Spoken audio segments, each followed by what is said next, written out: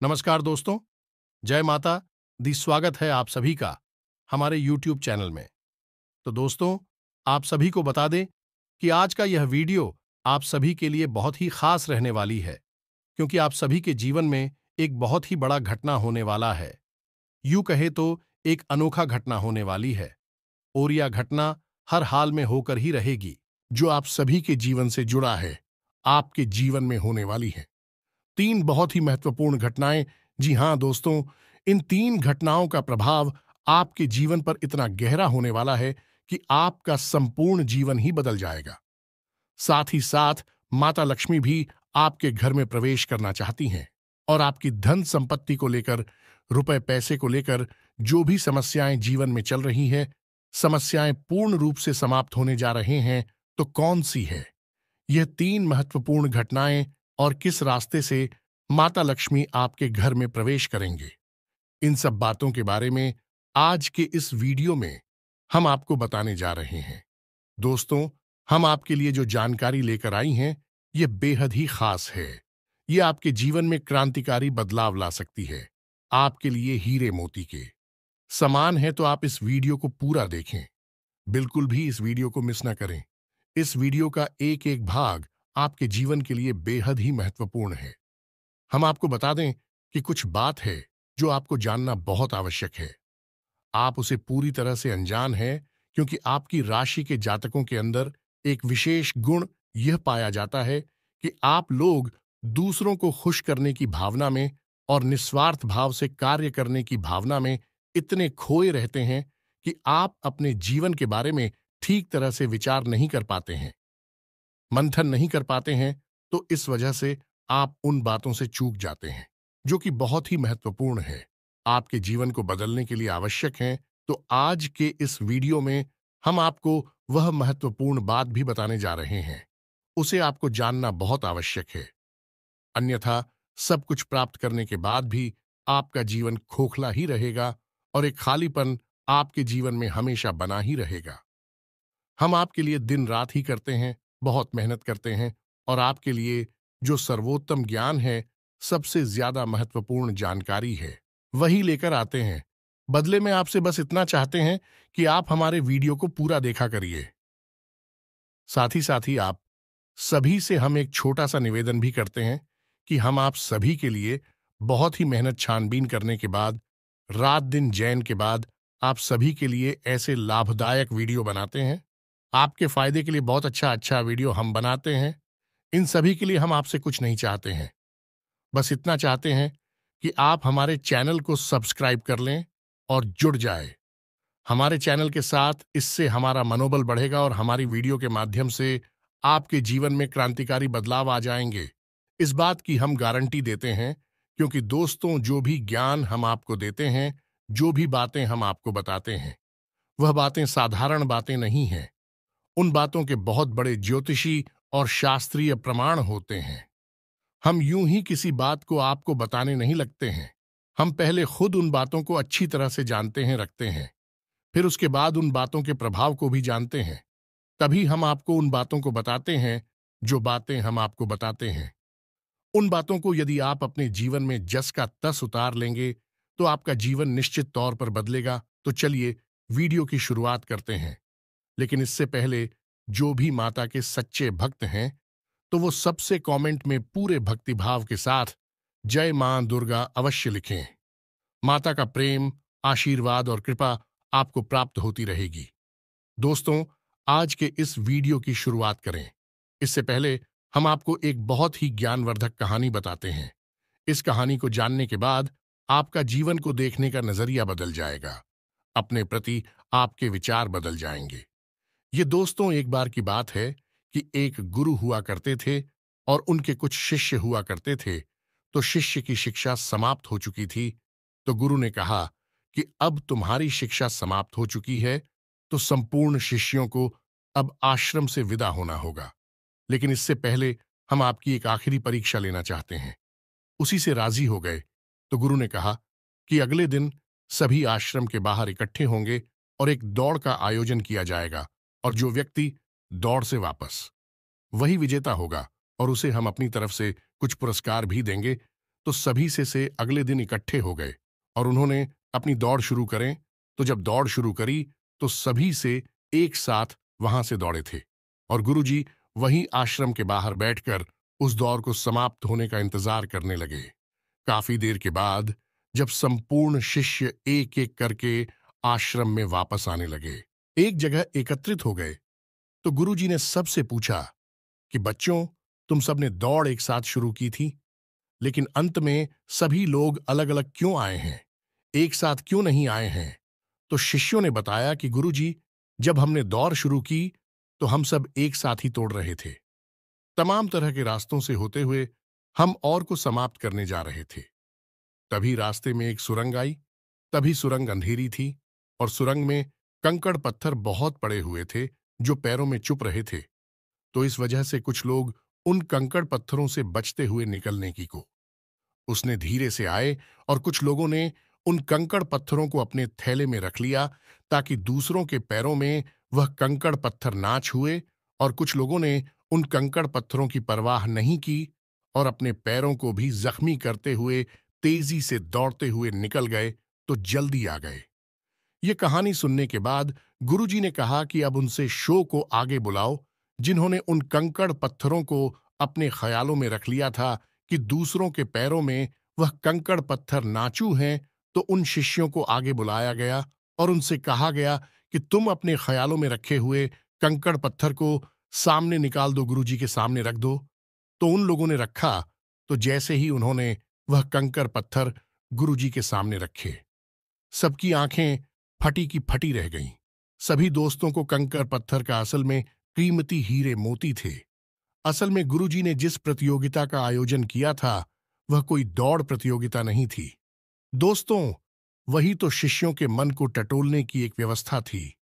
गुरुजी ने जानबूझकर बच्चों को उचित सुरंग में भेजा जिसमें घुप अंधेरा था और रास्ते में तमाम कंकड़ पत्थर डाले हुए थे, लेकिन असल में वो कंकड़ पत्थर खजाना था जिसमें कि हीरे मोती थे। लेकिन शिष्यों को यह बात पता नहीं थी, लेकिन गुरु को यह बात पता थी।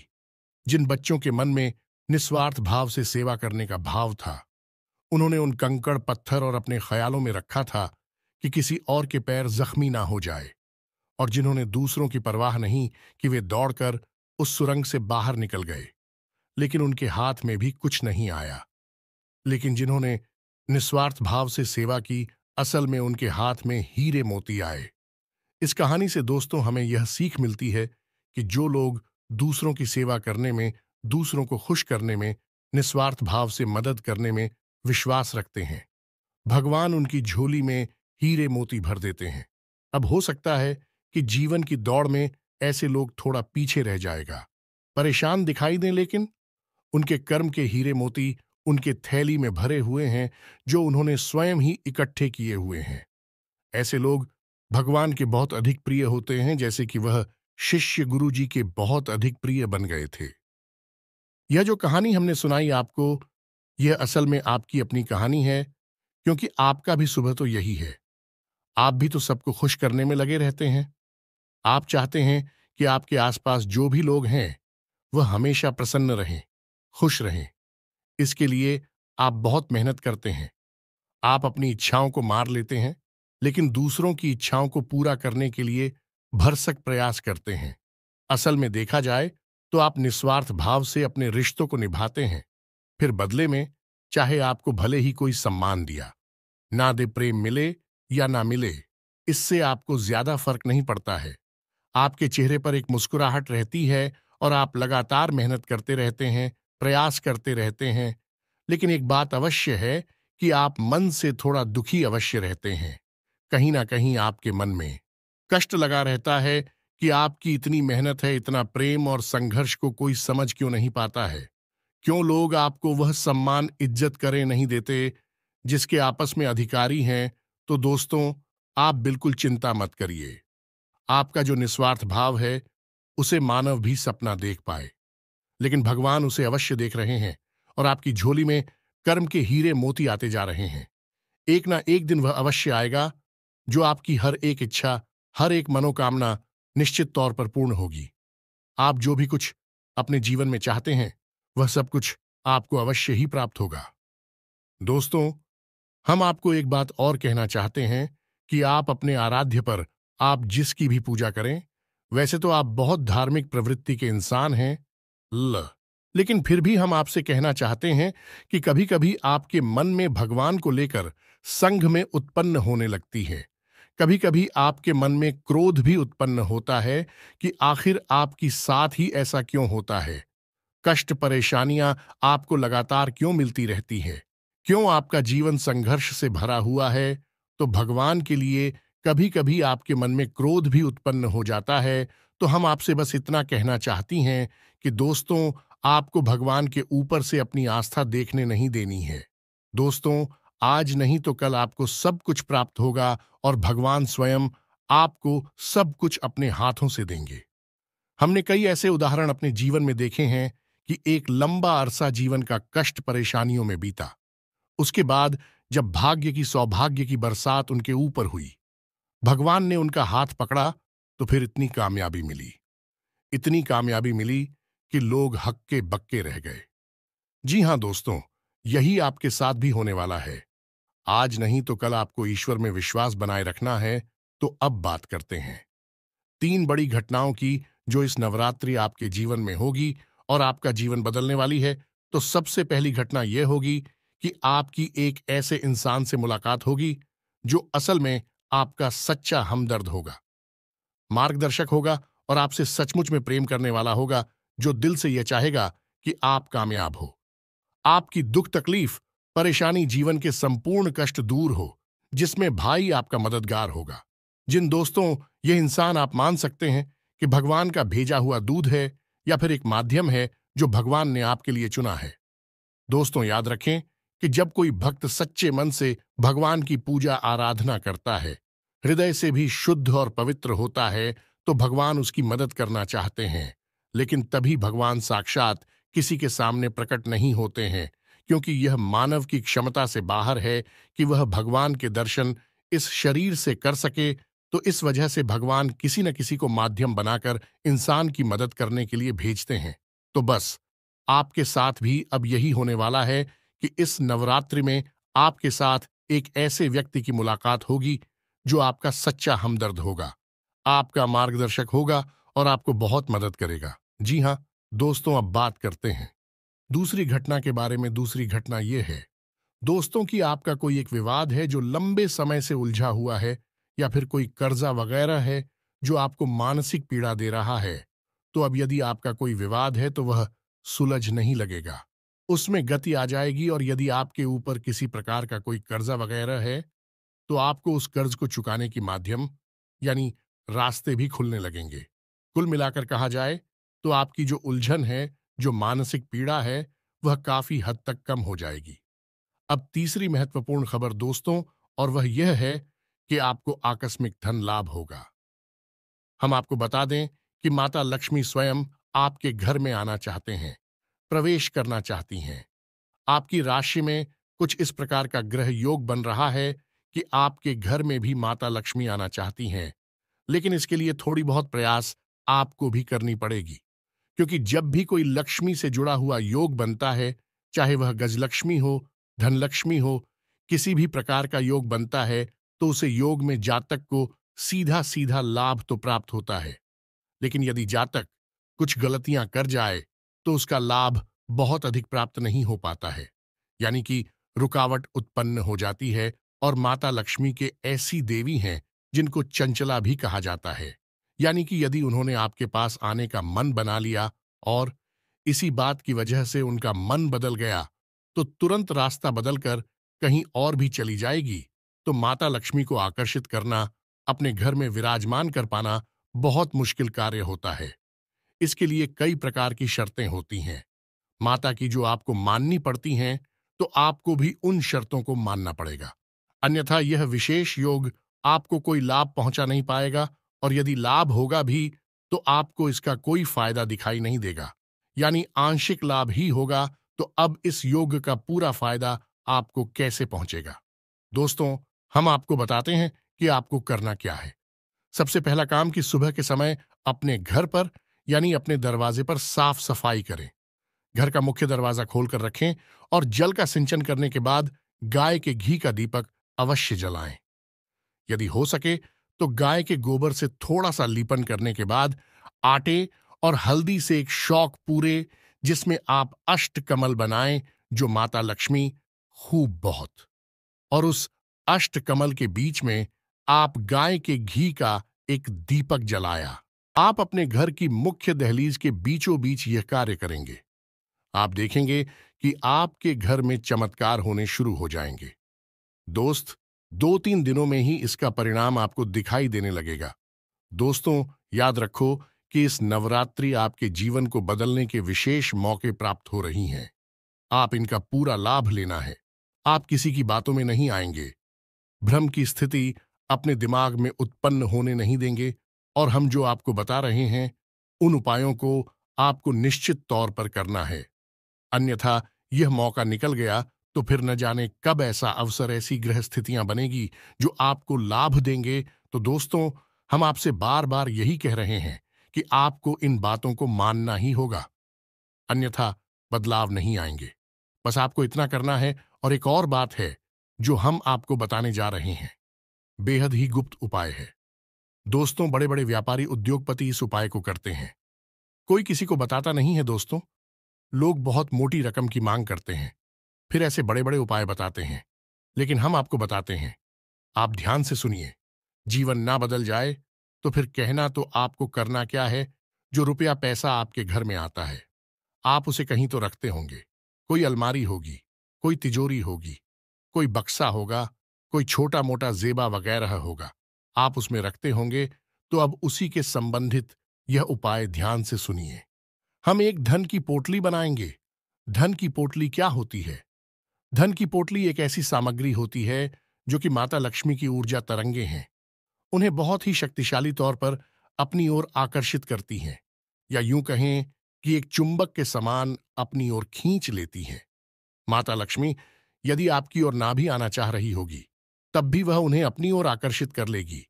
वह है ही माता लक्ष्मी के सबसे प्रिय चीजों का एक समावेश। तो अब ध्यान से सुनिए कि आपको करना क्या है। धन की पोटली बनाने के लिए सर्वप्रथम आपको एक लाल रंग का कपड़ा चाहिए। कपड़ा आपको डालेंगे, पहले से प्रयोग ना हुआ हो। एक लाल रंग का चौकोर कपड़ा लेंगे, और उस कपड़े में आप जिस सामग्री को रखेंगे उसे आप ध्यान से सुनिए। हम आपको मात्रा भी बताते जाएंगे। सबसे पहले आप उस पोटली में 11 चावल के दाने रखेंगे। चावल के दाने हल्दी में डूबे हुए होने चाहिए। जब कोई चावल का दाना हल्दी में डूब जाता है तो वह अच्छा तो बन जाता है। अब इसमें आपको ध्यान ही रखना है कि एक भी चावल का दाना टूटा हुआ नहीं होना चाहिए, खंडित नहीं होना चाहिए। इसके बाद आप चांदी का एक चौकोर टुकड़ा रखेंगे। यदि आपके पास चांदी का चौकोर टुकड़ा नहीं है तो आप चांदी का सिक्का भी रख सकते हैं। फिर इसके बाद आप एक सुपारी रखेंगे। फिर इसके बाद आप इलायची का एक जोड़ा रखेंगे, और इसके बाद आप 7 लक्ष्मी कोनियां रखेंगे और 7 कमलगट्टे रखेंगे। या दोस्तों, यह आपकी धन की पोटली बन गई है। आप अब इसे धागे से बांध लेंगे। पोटली नुमा ही आप इसे बांधेंगे, और आप अपने घर के धन संग्रह वाले स्थान पर इसे गुप्त रूप से रख देंगे।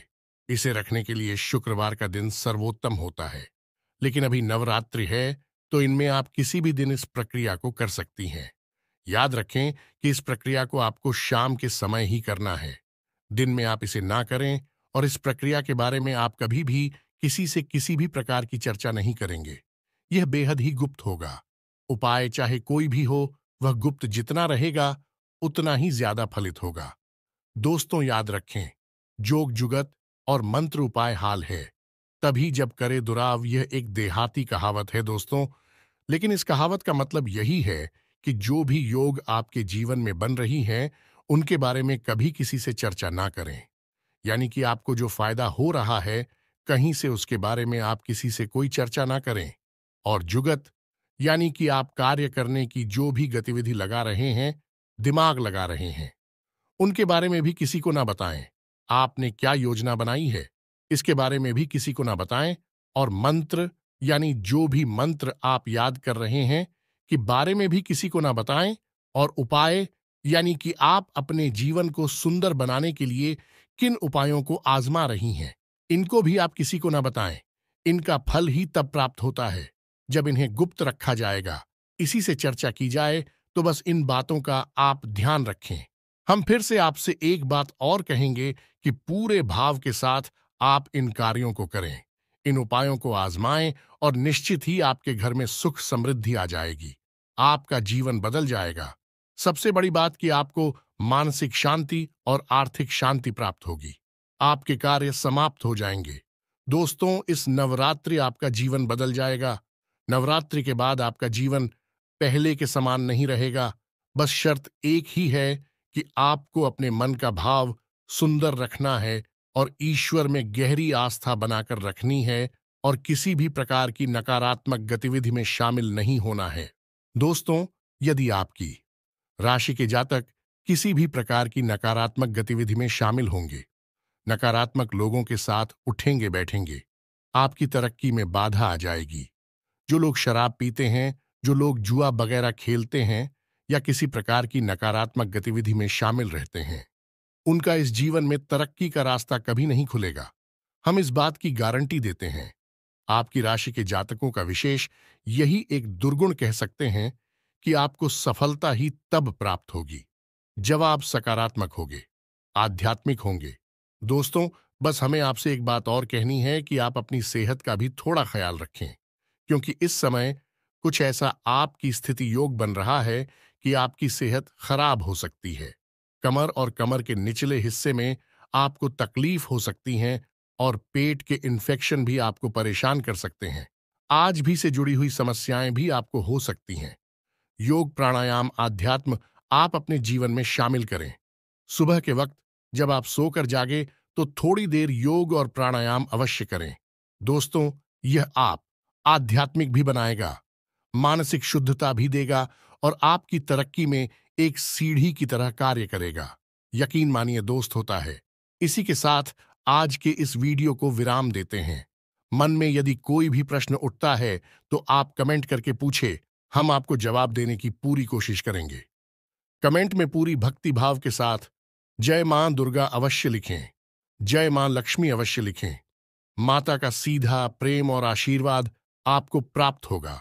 जीवन आपका सुख और समृद्धि भर जाएगा। मिलते हैं अगले ज्ञानवर्धक वीडियो में। तब तक के लिए धन्यवाद।